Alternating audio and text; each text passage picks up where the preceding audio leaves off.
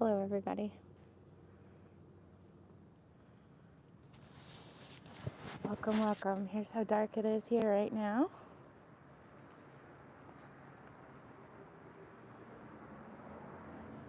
Live from the boat shed 13. Hi, Ron. Thanks for joining us from Toronto. There's just a little bit of light left in the sky. Wait just a minute while a few more people join us.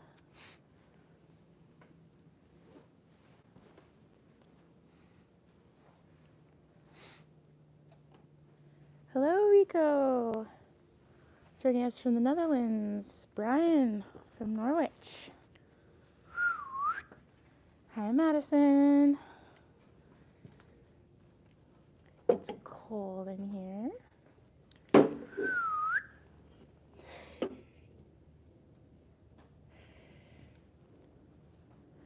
Matt from Chicago. All right, here we go. Keep a little bit away so I have some. Thanks for joining us tonight. So glad you're here. Come on, Akiva. Come on, bub.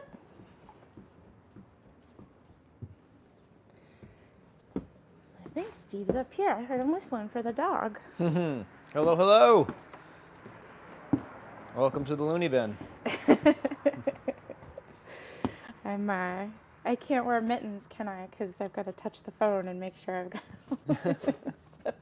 Yeah, winter's coming. It's getting cold. So we've got a fairly good crowd joining us right now. Let's see. I'm just gonna run over a few people. So we've got Craig's here, and Madison's here, and Rico from the Netherlands, Matt from Chicago, and Jack Casey from Santa Ana. Hello, hello. And well, I guess we can jump right into it because Craig's wanting to know. Craig just wants to know, man. How about that furler? What religion do you pray to? Yeah. I honestly have always thought of anchors being the most contentious thing that we've ever talked about, that I've ever seen discussed in forums and everything. Yeah, no, furlers and wood stoves. Although it seems like people calmed down on the wood stoves after Harold was like, what's wrong with wood stoves? Yeah, you see Harold go, excuse me? Excuse me? Yeah. There's nothing better. He said, yeah. So, John from Burbank, hello. So, yeah, there's a lot, as with everything with the boat, there's a lot to say for both points of view. Mm-hmm. So being able to furl and unfurl from the cockpit, there's a reason that furlers are becoming so ubiquitous on boats. Mm-hmm. But at the same time, you know, it is more complication, it is more expense, it is more things to go wrong. Those are all valid points. yeah. I think that the thing about Harold is that he has so much experience for a particular type of sailing, mm-hmm. I think. And let us know how the sound is. I heard somebody say something about the sound. My levels look really good on my little doohickey. That lets me know it's good, but if you could let me know if one of us is a little bit quiet. Davey from Japan, Robert from Clinton, Connecticut. Great. Okay, thanks you guys for checking in on the sound. So, I think that sometimes when people are watching these videos and there's someone who comes across like Harold does, and he has the right to be so he knows what's up. Sure of his opinion, you know. And at the same time, we were at RNW, which are also super knowledgeable and very experienced, and we mentioned a roller furler, and they're like, well, yeah, of course. Okay, cool. You know what I mean? They were like roller furler, and if you had said Hanks, they would have been okay. Yep. Or if you had said furler, they would, okay. You know, I feel like there was no objection to it. Not even with the lack of a backstay, which we were talking about this the other day, that maybe that's going to get... And we can always change things. So we can always launch with a furler and decide that we hate it and sell it and hank on some sails. Or we can start with hanked on and see if we need a furler. There's no reason we can't change it. It's not Right. that difficult to do or that huge of an investment that it would be ridiculous to change after a year or two of sailing. There's going to be a lot that we're going to change after a year or two of sailing. Like, it's just going to be part of the game. Yeah. Also, Madison says that she really respects how Harold from right out the gate. It's like, all right, I'm about to tell you how I do it. Yeah. And he very specifically said, that He hates roller furlers. Yeah, well, I mean, that was a whole change in sort of like attitude about it, but also not his. He made plain that was his attitude about it. And as Craig said, Craig's like, Harold's great. You know what I mean? So like, and that he came across as intense, which I would say that a lot of New England sailors are. I mean, it's like I said, which church do you pray to?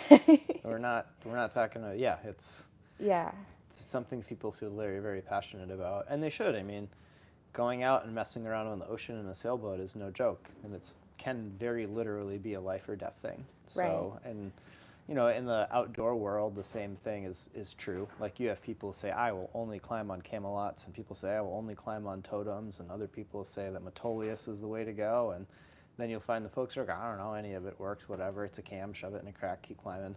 Yep. But yeah, I mean, it's what people are comfortable with. It's what they know. It's what works in their area, on their boats, on their rack, on their cliff, and it's all the same. Phil asks, given how organized and analytical Steve is, what's your thinking? Oops, I caught you right as you were. What is your thinking as to a timeline when you see the boat getting in the water? I feel like these are folks. So we could be kind of... Yeah, timeline is really, it's tough. It's who saw 2020 and the pandemic coming.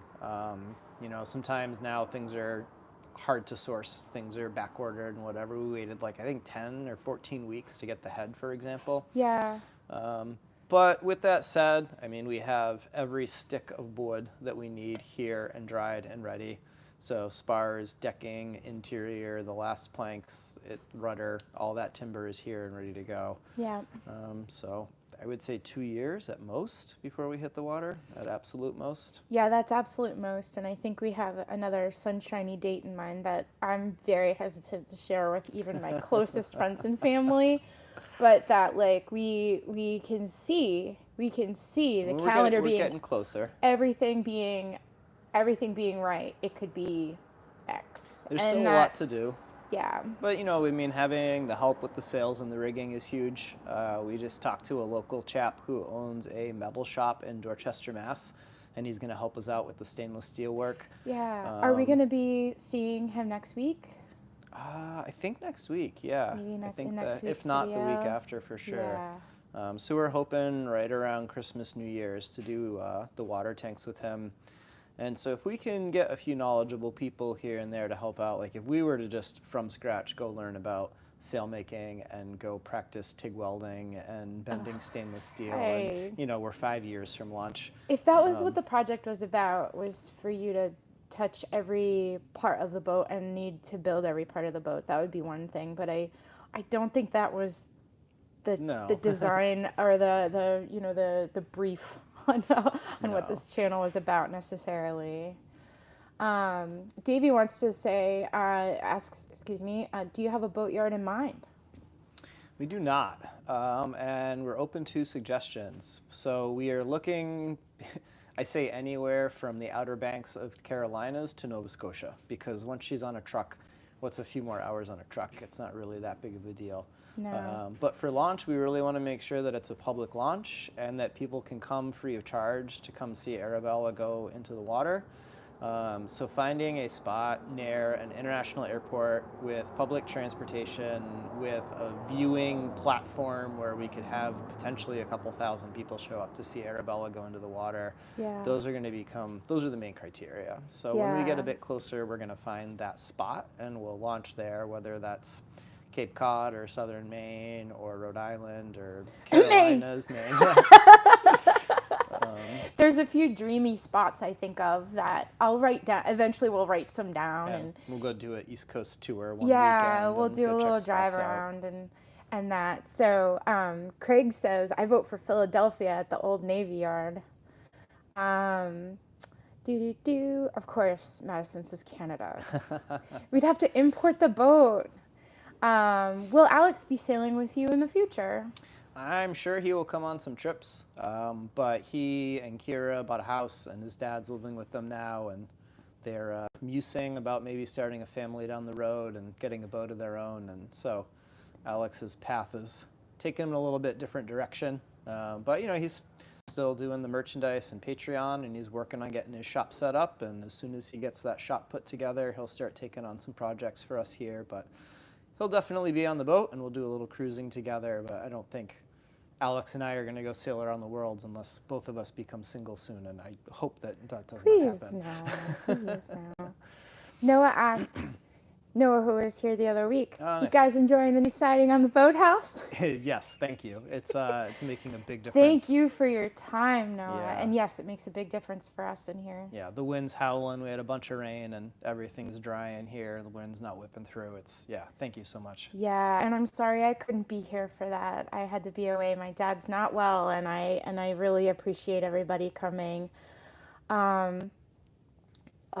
Yeah, we're at that age of taking care of parents. Ray J says, Nova Scotia, please. Okay, so that one, though. Go launch her in Newfoundland.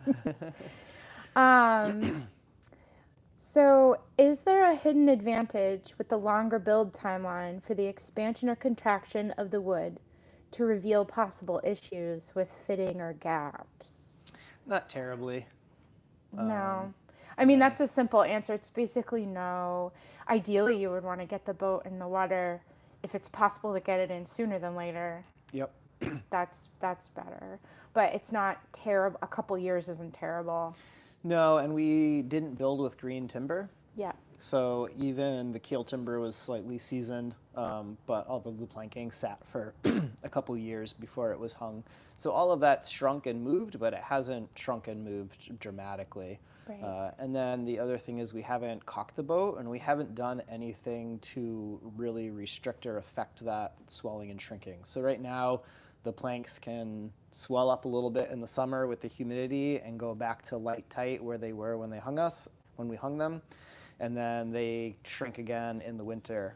But if we were to caulk the hull now and put all of that pressure in there, those planks wouldn't be able to swell in the summer, and we would start to potentially cause some issues and some damage. But since she's an uncaulked boat, and everything was relatively dry when we built her, then there shouldn't be any issues. Yeah. Noah says, with pleasure. Glad to hear. Madison wants to know how are the gaps doing in the planks currently? I mean, They're starting to get bigger. they're starting to get bigger. It's the drier. season. Yeah. Yeah, there's winter's not here, as the much humidity's dropped, they're all starting to open up. ambient moisture. It's really a system that's meant to do that, So yeah, you'll see the visible stuff, and we'll start getting those good comments where they're like, looks like there's a bit of a Well, it was funny yes, there is. when Carolyn came, because she came in the spring, and they were about as open as they had been, because we just got through a really dry winter, and the summer humidity hadn't come up. Yeah. And she came in and was like, woof, you got some really big gaps here. And then when she left towards the end of the summer, I forget what she was doing, but she just kind of dawned on her that you could barely see light through anywhere in the boat. And she was like, holy smokes, all of these gaps closed up over the course of the summer. Yeah. I'm like, yeah, it's been 80-90% humidity for 4 Right. months. Right. Yeah, and now we're going to go down to, I don't know, single-digit humidities. I don't know what it gets here, but it's dry. Oh, it gets 20%. dang close to 1% and things Yeah. like that. It's pretty darn cold, especially in January. Mark says, hello from Boulder, Colorado. I've loved watching the build from the beginning. And Terry says, hi, folks. Good to see and hear you both. Been a fan for all episodes. Great Oh, show. thank you. And it comes out at 10. Oh, it's 10 p.m. where you are now in the UK. Well, thanks for staying up Yeah, for it'd be us. long We are gone. not 10 o'clock people. 10 o'clock we call cruisers midnight. Hikers I am in midnight as bed. well. I've had my rum. I go to bed. So I just want to make sure that we get moving around the shed a little Yeah. bit. By the way, just for It's Anne. Hi, it's me. I'm no longer headless. Okay, I have to read your comments, so I have to be on this side of the phone. But I really thank you. Speaking of phones, the printer did not want to behave. I think it's out of ink or something. I think you guys have enough questions for us, right? Where we didn't need to. I pulled them up there on my phone. Oh, so that's if you great. open it up, there they all are. Awesome, perfection. All right, well we'll do that. All right, I'll keep it in my pocket back here. We have a lot of stuff going on here in Yeah, we've been all over the place lately. We've really got a few interesting projects going on. The refrigerator is so many steps, y'all. So many steps. I'm looking at refrigerators in a whole new way. You can only do 1 or 2 steps in a day. Right. Just because you got to, like, for the glass work, you know, you wrap up with the glass at the end of one day, you let it cure overnight, you sand and do some stuff in the morning, and then you apply your finish. You know, your other coated glass, your fairing compound, your whatever, and then you got to wait for that to cure. Right. And then you can maybe do one more thing at the end of the day, and it's a very, very slow process. But we've been picking out a lot of other stuff while we've been working at that. Yeah, it's true, and there's just a lot. There's a lot of things going on. Oh, is he hunting down there? Oh yeah. Akiva, hey, come here. Yeah, he's down in the wood pile looking for the rodents. Come on, get up here. Craig says, plus fiberglass sucks. Any plans to sail the Great Lakes, asks Ray. Probably not. I mean, it would be cool. I'd like to get up there, but there's a few logistical hurdles. Sweet boy. Yeah, it's lovely sailing, I hear. And I would love to go up there. I don't think of it. Plus, the water moves differently, and I sort of want to experience that. Yeah, freshwater is a different animal. Yeah, it really is. It just I've heard it moves differently. I don't know what else to say about it. Well, what do we got for reveals? Let's see. Well, we've got some big reveals. So we've. Oh, here we go. Some folks have been asking, if you guys have been reading the comments, they want to say, like, make sure you put conduit, or will you put conduit, or put conduit in there, or else. So yeah, we got 3/4 and 1 inch conduit to start with. We've got some split loom for where we don't want to run the conduit, and then there's all sorts of fittings, and we got some junction boxes. So yeah, in the not too distant future here, we're going to start running the electrical. We're almost ready to be doing that. I've been reading a lot of books and doing a lot of research and getting my head wrapped around it, drawing out an electrical plan. We've got that kind of rough figured out. It's complicated. There's a lot that goes into it. Do we have the plan? Yeah, I brought them out. Awesome. And when you start adding up, like, how many lights and pumps and outlets and accoutrement that go throughout the boat, it's going to be like miles of wire. It really will. It really will. Let's see. Somebody meant to hit. I did this one. Madison, conduit, heart emoji.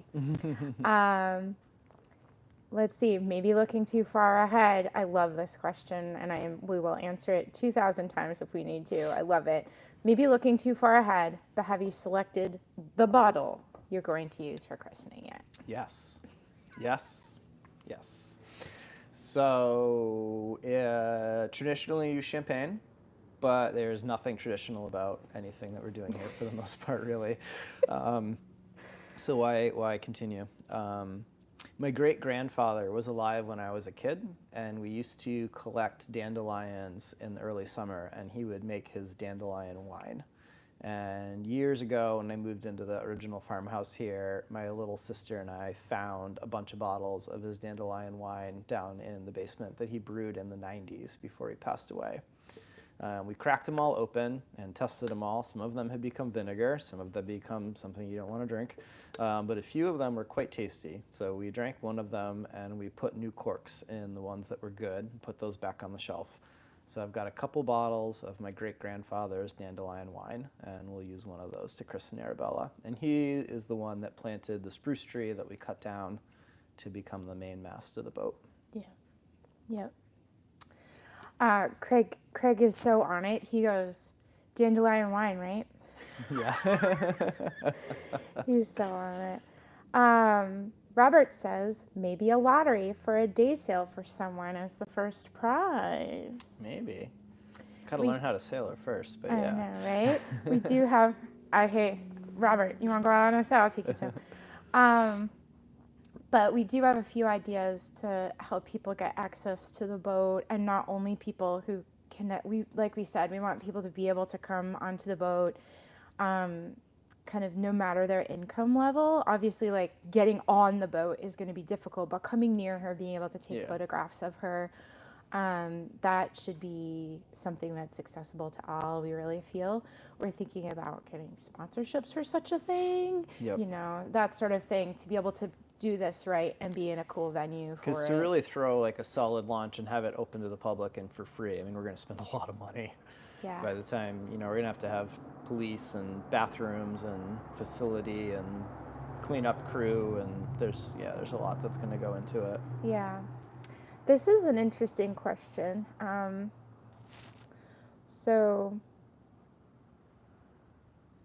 Oh, by the way, Madison, you and I can drink scotch at the launch. That's no problem. There will be scotch at the launch if I'm there. Peter asks, roughly, what do you think the total cost of your project will be? Don't know. He's kind of like asking, he's like to the nearest 10,000. I think there was a rough estimate about possibly the wood that was milled and all of that. Did you guys figure out the board feet and kind of like it's $100,000 worth of wood or something like that? Yeah, we crunched rough numbers when we did the sawmilling, and we figured that if we had bought all of the timber for the boat and paid somewhere around $6 to $7 a board foot, which is what we would pay for local grown timber. So if we were to buy oak and pine, obviously if we were going to buy purple heart or teak, that would be a whole different kettle of fish. But if we were to buy local, we'd be paying like somewhere between $6 and $7 a board foot, and we figured that we milled probably somewhere between like $200,000 to $300,000 worth of timber from the cedar that we got donated, and the locust we got donated, and the oak and the pine that we took from the property here. And I would say all said and done, between renting machines and paying for fuel and saw oil and paying the sawyers to come in and stuff, I think we spent, I don't know, my guess would be somewhere between $5,000 and $10,000 on all of the timber. Right. So, you know, you put that into perspective, we paid less for all of the timber to build the boathouse, the staging, the boat, everything, for less than a lot of people would pay to put a new deck on their boat. Right. Oh, Madison has a good point. It's important to remember that, you know, the investment wasn't necessarily paid in money, but it definitely was paid in time. So saved is, I find I'm rich in time. But I choose to do a lot DIY, and I find that edge happens right around diesel rebuilding the fuel injectors. But I mean, I would wager if you added everything up at the end of the day, it would be cheaper to go buy a used boat. Oh yeah, for sure. Yeah, I don't think it would be cheaper to have a new boat of this caliber commissioned. No. Because I think by the time you paid for the lumber and everything, you would make up the difference. But yeah, lumber and labor. Especially, I think that a boat like this, probably they would try to convince you to cold mold it rather than do plank on frame. And getting them to, like, you know, make all the custom bronze floors and do stainless steel water tanks and run all of the electrical and conduit and do some of that nitty-gritty stuff that we're doing would be very expensive. Yeah. A lot of production boats aren't built that way. Right. And Craig says about the, you know, having someone else build it or whatever, but not as much fun. No, and not or as much like fun buying at all. a used boat, not as much fun as doing this. I mean, it's the process that you've wanted to. It's a process that you've wanted to go through. On your particular path to the water. Yeah. And I keep making. When I met you, I was like, go sailing, you know, not because I thought you wouldn't like it. It was more like, there's a lot about boats that, like, I got on a boat and I was lucky to be on a boat that was built well, you know? She taught me a lot. But anyway, I tell people now, you have your path to the water, and we all learn on some boat. Well, I mean, I still maintain this to this point, and I think I will maintain this to the bitter end, that if I build Arabella and I go sailing and I hate it, I hate being on the water, and I turn around and I sell her, which I don't think is going to happen, but if I were to do that, I do not think that I would regret anything that happened. I do not think it would be time wasted. Like the experience of building the boat, I mean, that was a huge part of the whole thing, and I love the challenge and the complexity of it and figuring it all out. I mean, I wake up in the morning and I start reading boat books and electrical books, and it's the last thing I'm looking at before I go to bed, and it consumes my mind, and it's great. I've never had a job that I've lasted more than a year or two before I've been bored out of my mind and looking for what's next, because once I know how to do it and once I'm not learning, then it's work, and I don't like doing work. I don't either. One of my exes, people would ask him, what do you do? And his job was very esoteric, so he would always just say to people, as little as possible.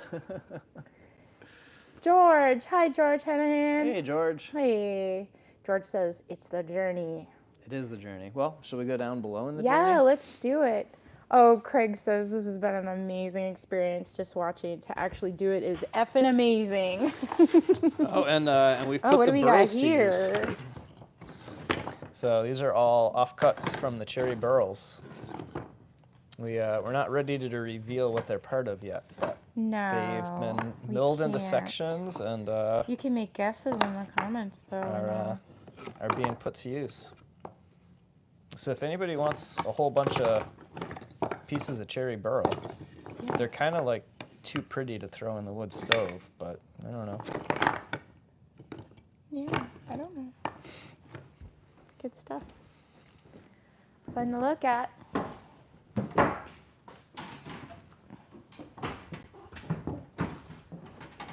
Here, Steve, can you? Yep, I can take everyone. All right, take everyone down there. Be careful with them. I like them a lot.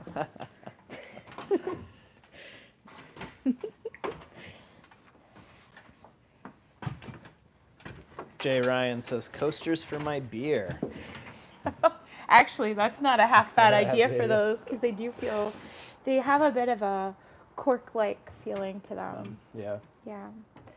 So here we are in the boat. You guys remember the bench has been invaluable. There's a really hot something there in the corner that's So this is new. coming up. We haven't talked about this yet, but we've been researching obviously electrical and power supplies and everything for the boat, and we got contacted by this company Blue Eddy, and they wanted us to use their solar panels and their battery setup in the boat. So we said, well, if you are interested in sending us a battery and some solar panels, we will test them and decide whether or not we put them in the boat. Yeah. So yeah, they sent us the battery and some solar panels, and it's got this touch. Yeah, the touch screen, so you can turn the DC, turn it on or off. Yep. And then AC. I mean, this is, bonkers. Yeah, it's 30 amp Is this 30 plug. amps? Yeah. A 4-burner induction cooktop off of that. Yeah, and you've got a whole bunch of 12. A whole bunch of 12 whole volt bunch of 12s, stuff. bunch of 110s. It's got the charge controller, the inverter.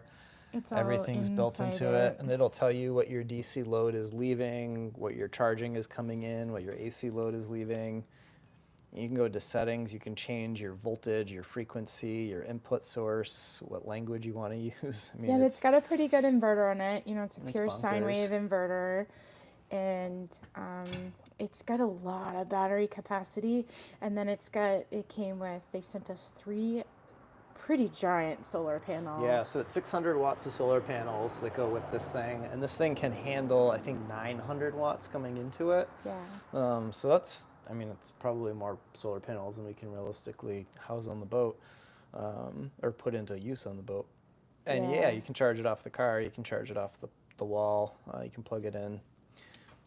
So, I don't know. I don't know if that will be a big part of the battery bank on the boat. We're gonna put it through its paces and see how it behaves. But this tech is changing so quick. I mean, 5 years ago, nothing like this even existed, and now there's a whole bunch of different companies doing it. There's a lot of different ones, and I remember some smaller packs that I've reviewed before for Wooden Boat or whatever else that are just little external batteries that have it's in fact an external battery that has a little solar panel to it, and I think they've been, of some Goal Zero ones. It's another brand, but the idea is that you basically, like, you could have a cabin in the woods and it's plug and play, power the whole thing, right? Yeah, you don't need to worry about charging, getting your charge controller to the specific batteries that you have and getting those all to operate on the correct voltage and frequency and everything else. It just does it.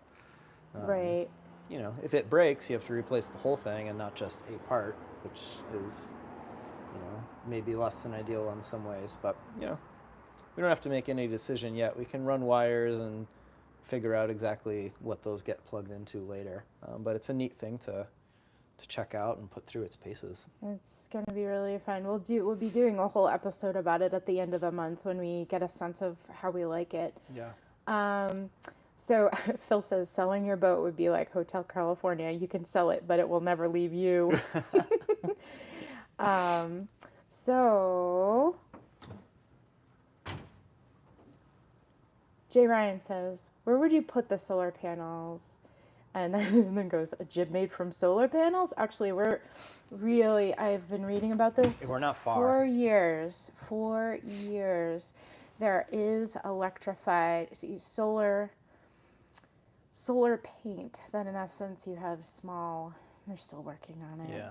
But anyway, you paint a sail with it and then put DC in and out, a little positive negative onto it'll it. Come. It's Arabella is not designed well for solar. She's just not. She's just not. So she's a gaff rigged ketch, and because she's a ketch, she's got that mizzen boom that hangs out over the stern. So there's no place to put a solar array on the stern. There's no place that wind is gonna, not get shaded. Yeah. She's just not super well designed for it. But with that said, things are changing so much faster. So these batteries, if I remember correctly, if you put 900 watts of solar going into this thing, it charges in a couple hours with full sun, which is worlds away from what you were getting with solar panel just a handful of years ago. The batteries charge way faster. Solar panels are making better use of the sun and the power that's hitting them.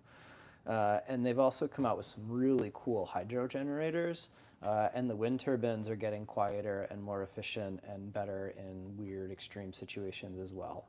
So the hope is underway that wind turbine and hydro generator would provide the bulk of the power, and that when you are anchored or moored, then the solar panels would come out and those in the wind turbines would do a lot of the power. And in that case, we can have smaller foldable solar panels that we can have a good spot down below where they get tucked away.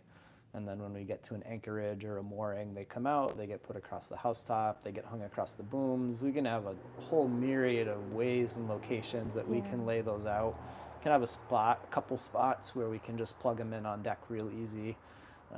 Yeah, I've seen some mounted on decks that, they're thinner, they're like one cell wide. That makes sense. It's a strip. Yep. And then I had rollable ones once that fit right on the top of the boom. Yep. When the sail was all furled and inside its sail cover, and those worked really nice. And we just wanted to make power when we got to the mooring, and we were a little bit religious about the engine, but I don't want to talk about that. It was just a thing. I just enjoyed not turning it on for whole days. Neil says, thanks for these videos. Thanks for being here, Neil, and thanks for watching the regular episodes too. John says, when are you going to trim the bronze bolts on the house garlands? They scare me. These guys? I don't know. We do get a lot of comments about them. They aren't really, it would take a fair bit to you'd have to put a piece of our body into them. Although, I understand, and we really appreciate everyone's kind of, concern on that. Basically, a lot of this, you answer it. It's, you could poke an eye out on it, but there's lots of things around here you could poke an eye out on. I mean, we're probably more likely to take a digger coming down I'm the looking ladder. at you, milk crate wood. You know, like the chances of taking a digger down the ladder coming down in here, or stepping between the deck beams and having a foot go into nothing, and all of that, I think we're way more likely to get hurt than these bolts that stick out. And none of these are sharp. They're they're rounded on the end, and it's not like they're sticking out crazy far into the boat. I also think that there's a lot in the way closer, too. So when you come up here, I mean, to get this close, I would have to be walking up onto the hull, or you would really have to trip and fall. But even then, I mean, you'd have to hit them just right. Yeah. I also, there's a little bit of a mechanical reason for doing this, isn't there? Like, this material is still moving, and snugging them up, then mushrooming them over when the boat is caulked, decked, and faired and all of that. Then you do one last tightening in these after she's been swelled up, and one last tightening, and then get them with a mallet and mushroom them over. Yeah, I also learned when we did the bronze floors that we put them in and cut bolts and everything for places, and then I forget what we were doing, but I was like, man, I wish this bolt was longer, because then it would capture this thing as well. Oh no, it was the stem. We put the stem bolts in, and then we went to do the bronze floors, and a couple bronze floors landed directly in line with the bolts. Yeah. So we ended up driving those bolts out and making bolts that were 1 inch longer, so that we could just capture the bronze floor with that stem bolt and tie it all together, instead of putting in more bolts and making it so that you can't get to the stem bolt. Yeah. And if I hadn't been so zealous in cutting the bolts off and left those long, we wouldn't have had to drive them out and go make new ones. Oh. So since that experience, this is a lesson learned situation. Leave them long, and you never know, as we go to attach things and do things, we might find out that, oh man, having that little extra length made all the difference in the world. Sure. One of the best things I read about boat building early on was, don't cut something until you absolutely have to. If you can leave it long, leave it unfinished, do it for now. Yeah. Thanks, Madison. It's amazing what proper investment into electric research has been done. It's definitely been one of the parts of the process that we cannot film, but that takes a great deal of time. Me sitting there for 2 days reading books. Yeah. TJ asks, how many out there are wearing A-to-A shirts? Nice. I like seeing that people are wearing them. Continue to comment on that subject. Craig says, I sleep in an A-to-A shirt. Nice. Paul says, hi from the UK. How about Mystic Seaport for the launch? And I was actually pretty responsible for an immediate veto on that. I helped run the wooden boat show for a while, and the fact that people have to pay to get in, and that the launch wouldn't be able to be seen from the other side of the river, really, or you'd have to be in a boat. It seems like it doesn't have the right public access, and I know what the internal workings of that place are, and I love that place so much, but I know it would be a lot to get it done and to be able to do it there. My ideal for launch would be a public boat ramp somewhere with like a 10-acre field and no other infrastructure. Yeah. Someplace where we could bring in a couple floating docks and put them in for the launch, something where a truck could come in, or we could get a nearby travel lift to maybe hop around the corner, and bring in some food trucks and some portable bathrooms and do it ourselves. Yep. Joe says the mast pike doesn't go to Mystic. Well, we don't necessarily need to put the boat down the mast pike. Madison has a funny comment. So let's see what else we got in here. Do you want to do the floor? What? Do you want to do the head? Oh, the head? Yeah. Let's do the head. So we built that pan for the head, and we sanded it all really nice and smooth and made it slick as snot so that all of that water will run right down into the drain. And there were some people who were really worried that that was going to be slippery and death-defying. And you're absolutely right. And you're absolutely right. That was part of the design. But not a bug. What they didn't know was that we intended to put a grate in there. So with the help of little Aaron, who's been coming around a couple times a week and giving me a hand for a few hours, we built this black locust grate that goes in here. And this probably won't be in until either next week's video or the week after. Yep. So this does a couple things. One, it provides a great non-skid surface for when you go to use the head. Two, the head will also be a shower and a place where you would probably, hang like wet fowly gear and stuff. So having that grate where things can drain and drip dry and not have a soaking wet floor will be really nice. And the other thing is, you notice there's the crank handle here on the head. By bringing this up a few inches above the sole, we lose a little headroom in the head, but we gain a good amount of footprint, which lets us push the head over far enough without putting it on a pedestal that we can be able to crank this handle and not have it be in the way of the bulkhead that's going to go in here. Right. I've used a great many airheads. Actually, not this is a nature's head, right? Or is this? I think this is an airhead. This is an airhead. Okay, yeah. I'm thinking of nature's head, where I've had to hop up onto it. Yeah. I mean, like common. I'm a little person. I'm like 5'2", but they're tall. Yeah. Because of the holding tank and everything, they're pretty tall. And if we kept the sole as low as it was, and we wanted this thing to go outboard a little bit, it would sit on a pedestal. Mm-hmm. And then if the floor was as low as it was, someone your height would definitely have to hop up onto it. Yeah, but we gain inboard. The higher you go, the more inboard you can go with that horizontal surface. If that's another way of saying it, like by gaining space, what we mean is that we can send that floor further inboard. So you can see if we ended here, you'd have that much floor, and by coming up a few inches, we end out here, which is, it's boats. It's a game of inches. Yep, it really is. And then this grate will get not permanently affixed down, but it'll get tagged down fairly solidly. The head will get attached to it, and then this one will be more easily removable so that you can clean out people's hair from the grate and that kind of thing. Yeah. And little Aaron really got to, you guys will see that in a couple weeks, but he really got to kind of get the concept of a bevel gauge and a couple of other things. Yeah, he's been a quick study. It's been fun having him around and giving him tasks. Yeah, he helped us mill up a whole bunch of mahogany today for the permanent sole that's eventually going to go in here. Yeah.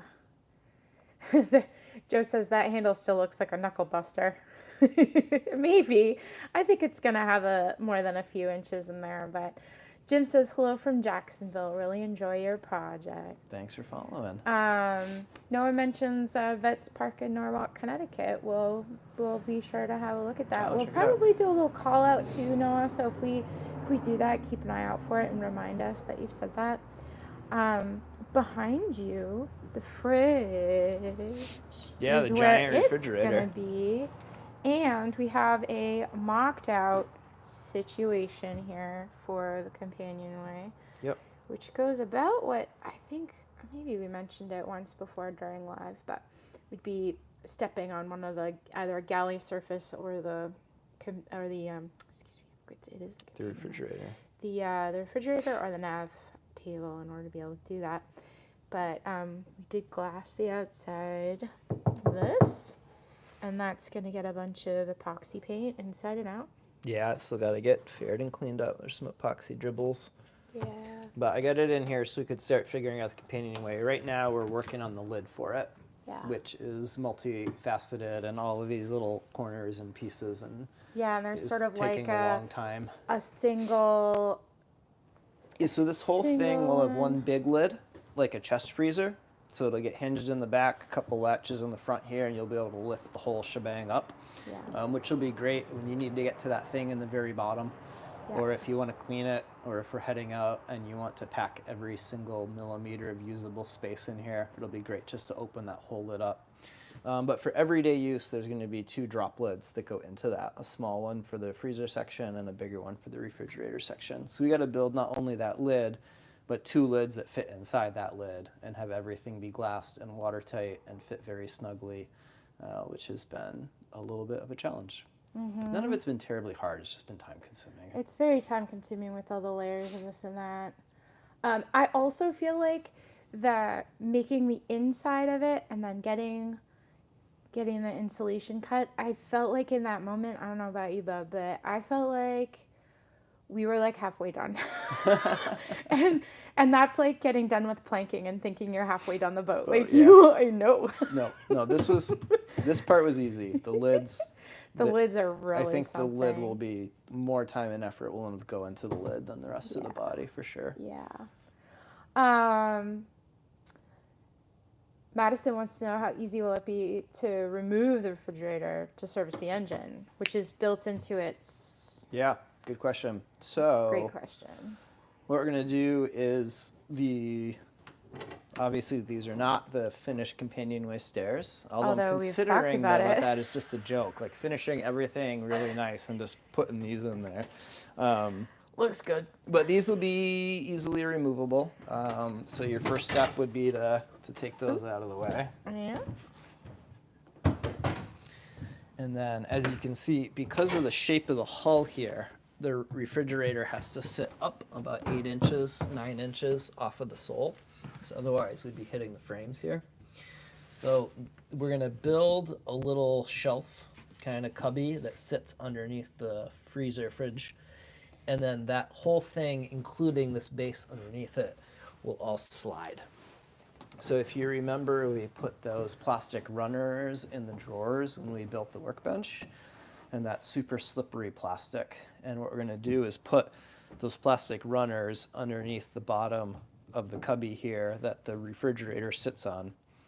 And we'll put a couple wooden cleats screwed down onto the sole. Mm-hmm. And when you want to work on the diesel, you'll just undo a couple latches, which we got to figure out exactly where those are and what they attach to. But you'll undo a couple latches, little details. And the reefer and the cubby underneath it will all just slide forward. And they'll slide up until they hit this bulkhead here. Because we're actually wider back here than we are here.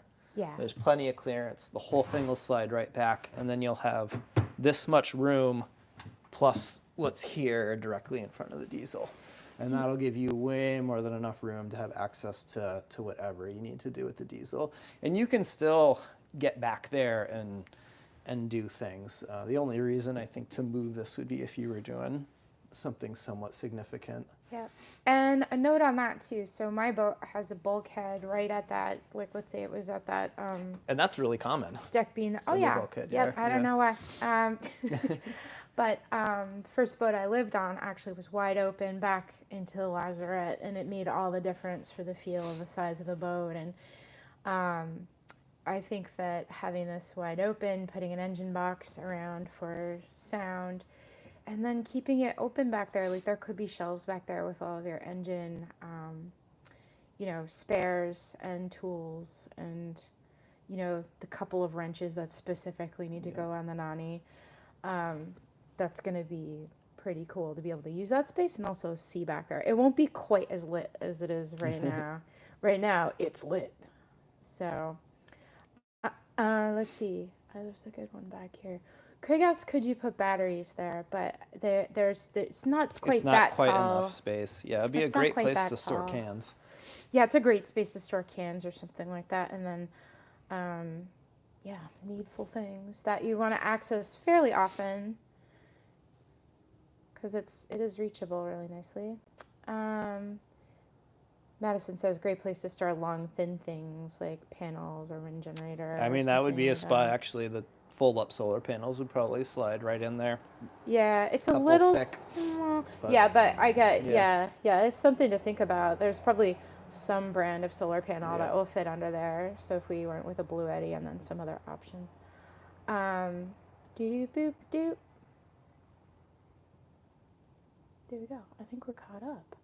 So we have a little over 10 minutes left, and I'm gonna make sure that we hit all of the things that we thought of showing off. I think those are some pretty big reveals. Yeah, I think the only other thing was talking about the electrical plan. Oh yeah, we've got the electrical plan out here. Mm-hmm. I would love for people to see the result of your whole. I love that we actually did film some of your reading, which that was legit reading. That wasn't Steve Steve goes, well, I guess we'll set up the camera for it. No, I literally sat there for hours and hours and read and took notes. I feel like I'm in grad school all over again.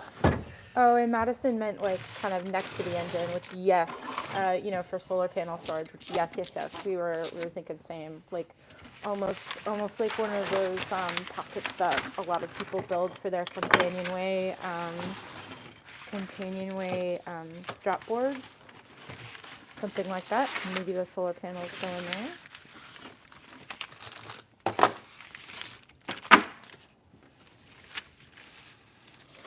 What was the name of the electric manager you showed at the beginning? Oh, Craig, do you mean the Blue Eddy system? That thing in the corner there? So that's Blue Eddy makes this. Tell him Acorn Arabella. we're trying to land a sponsorship with them. I mean, they've already sent us a thing, but it'd be nice to be able to hire some help this spring. So let's see. So here's our super rough, very entry level beginning stages conception of the potential electrical system. Let's see if my camera will allow me. I love how the Blue Eddy is already covered in dust. Of course. Yeah. Of course. It's been out here 2 days. We're the dust factory. So what do we got for colors here, Steve? Because we can't see the words. So can you tell us kind of like how you broke this down? And anything that is a yellow, and like I said, our printer was dying, so some of them ended up kind of yellow-green. But yellow should be lights. So some of them are reading lights, some of them are LED strip lights, and some of them are the small and large dome lights and the sconce lights from Victoria. There's DC outlets.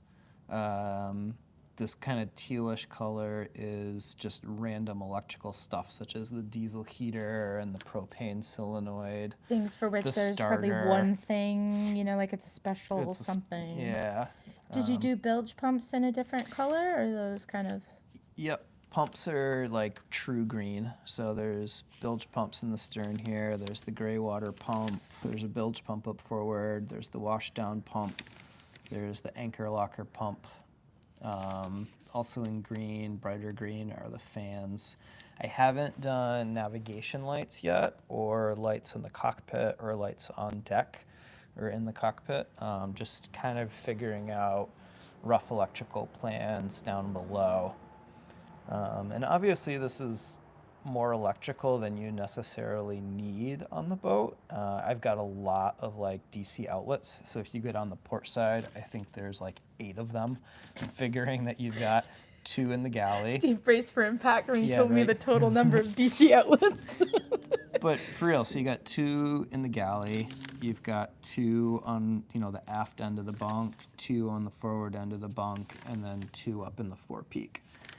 And I don't anticipate all of them being used at all, you know, at any one time. And we could probably just put the Blue Eddy or something like that inside the boat, and that has enough outlets to charge everything you want.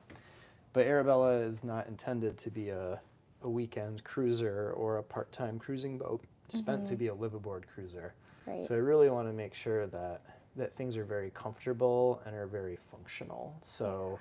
You know, if there's 2 or 3 of us that are on the boat and we've got a rainy day and we're hanging out and people are, you know, we're doing work and we're uploading footage to Ben and we are scrubbing through footage and we are charging cameras for tomorrow's activities and all of that jazz. I want to make sure that 2 of us can sit on the settee berth and we can each have 2 outlets on either side and a reading light on either side so that we can be comfortable and we can plug in and charge what we need to charge. And because I know if we don't set it up this way to begin with, I'm going to be like, man, I wish I had an outlet here. I wish I had a light here. And then we're going to be rewiring and pulling things apart and adding to it, which I'm sure we'll have to do. But the more we can get that the first round, the less we have to add. And just because the things are there, the lights are there, the plugs are there, it doesn't necessarily mean they need to be on or used. Right, that's true. But it'd be really nice to set this up so that and on the day that you're going to clean the boat, you are doing something, you can just go turn every light in the boat on and make it as bright as the sun in here and be able to clean or repair or do whatever it is that you're doing. It'd be nice to have some permanent lights mounted around the diesel and in the lazarette and way up forward so that you don't have to go crawling around with your headlamp. You just, oh, yeah, there's the switch. Right. Couple of notes about those DC outlets too. Like, they're not great. They tend to crap out. So if you have 8 of them and one goes, you're just like, Well, that one's out. Yeah, exactly. You'll fix it And later. it's easy to put a new one on, but the idea is that you can do that. And then someone else asked about John, thanks for joining us. John Beck, USB outlets. Those draw power even when you have nothing in them. They do. And it's not it's a little bit more than an LED light, I think. Actually, an LED light on doing stuff. So USB. Real simple for those is just to install an on-off switch right before them. Right. And then just be diligent about turning them off so that they're not becoming power vampires. Yeah. But yeah, there's a few things like that to be conscientious of for sure. Right. Jim says, love the chart table / work table. Thanks. It's pretty nice. It's been working out great. Actually, there were 1 or 2 things where Steve was working on it the other day, and I was like, I was thinking in my head, oh, careful, don't scratch it. It's a workbench, Anne. Let's see.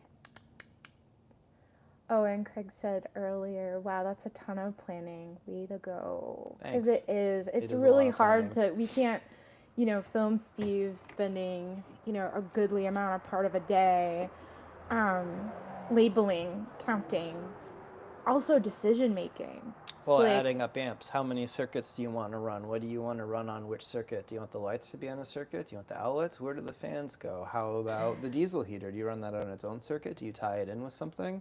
Right. What happens when you blow a circuit? Does that mean you lose all the lights in the boat? Does that mean you lose all the outlets in the boat? Well, if you want to break those into separate circuits so you don't lose all of it when something goes, well, then that's a further complication. It is so much. It is. So we have 3 minutes left. We're going to go into lightning round. Lightning round, okay. Lightning round. Have you mentioned where the batteries are going to go? We've not mentioned where the battery is going to go, and part of that's going to depend on what we do for batteries. But there are a few places, and they have been kept in mind. Are you planning on some type of satellite setup for internet access while on long trips, or will you be off the grid, asked Jay Ryan. I would love to be off the grid. I would personally love to be off the grid, but I don't think doing the channel and everything else will necessarily allow that. So we'll probably have to figure out some way to be connected. Yeah. Yep. And there are some nice ones these days you can send off and not have permanently on your situation. Joe says you can go longer than an hour. Joe doesn't know that it's currently like 28 degrees in here. It's not warm. It ain't warm. But thanks, Joe. We probably will go over by a little bit. I'm trying my best, but let's see. Robert says, great job, Steve. I'll be up to visit again. Robert Bartholomew, thanks for coming by. And also, someone said earlier that they came just before COVID. I'm so sorry. If you're still with us, I'm so glad you mentioned something. It's always good for us to hear this, that they received a warm welcome, and we're so glad they came. Awesome. And we have that visitor center over there. That's been really nice. Yeah, the visitors entrance has been great. People have been coming and being very respectful. I can't count the amount of times now I've been working and just kind of like looked over and someone's standing back there. Right. But yeah, it's been really great. Phil asks, satellite hookups might be good for navigation too, yes?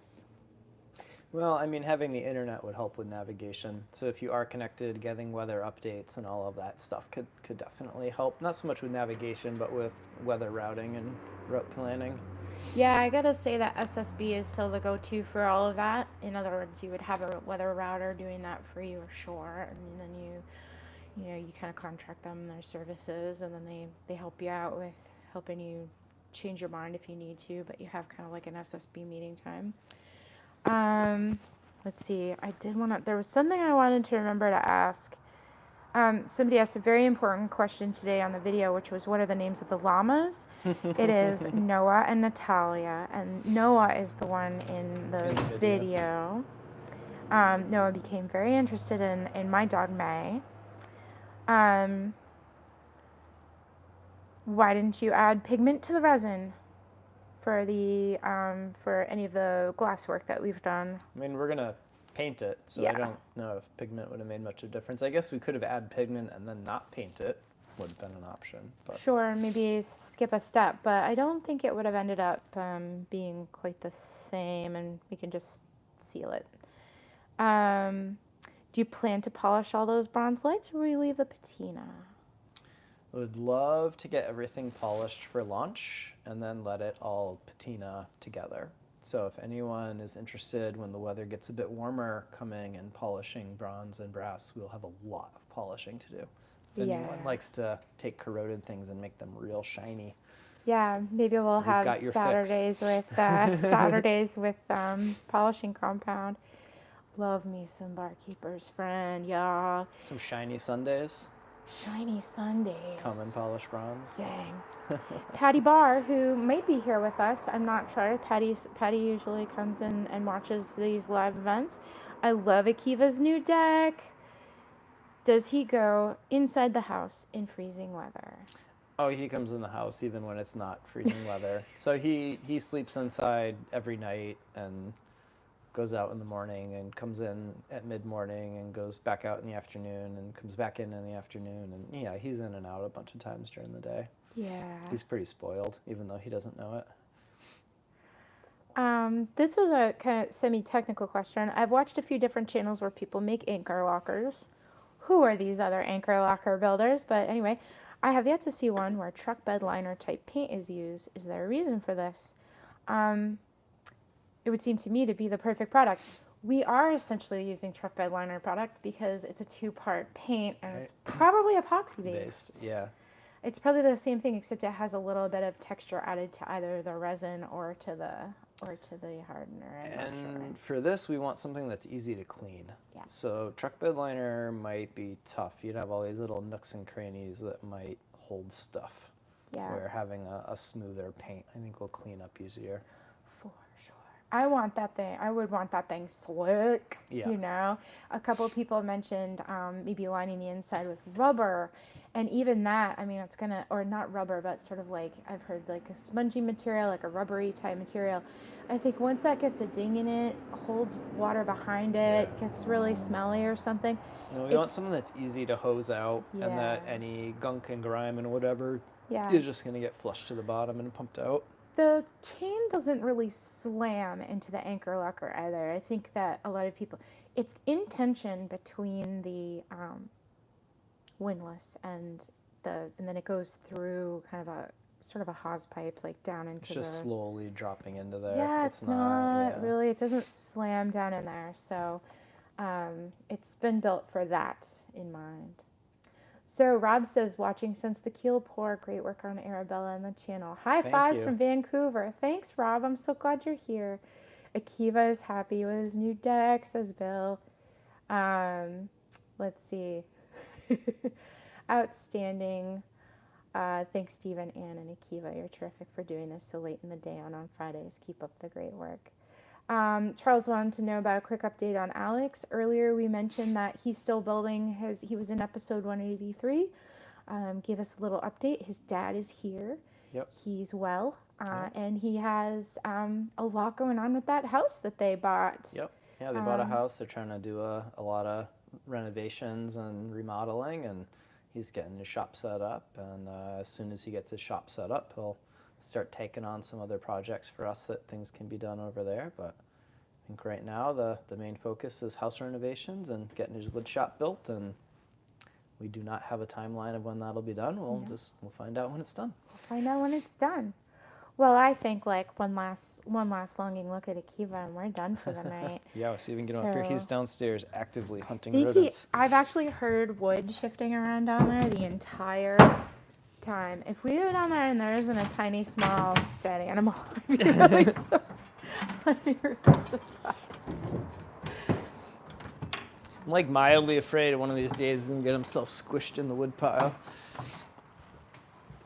I wish everybody sometimes could see what I'm doing with the camera and where I put my body and stuff. Like, I kind of want a camera person to follow me around for the day. The things I hang off of and cram my body Hey, into are pretty intense. What you doing? Did you find them rodents? Huh? see you're digging back here. Yeah, he's totally into it. Look at this. Oh, man. He's got something down there. Well, thanks everybody for joining us, spending your Friday night with us. We really appreciate it. And here I am again for like a hot minute. But we really appreciate your support. And we invited a few extra people tonight. We appreciate all your comments and your questions. And if you've thought about what is it like to join Patreon and be able to come to these sort of events, this is what it's like. You get to hang out with us, and it's kind of like spending your Friday night kind of at a pub, but like at a pub like with a boat. A very cold pub. Very cold. It's such a cold pub. I hope it's way warmer wherever you are. I hope it is. So thank you very much for joining us. Thank you for all your beautiful questions and for watching. And you make all of this possible. Thank you so much. Thank you very much. Couldn't do it without you, and we'll see you next time. Bye.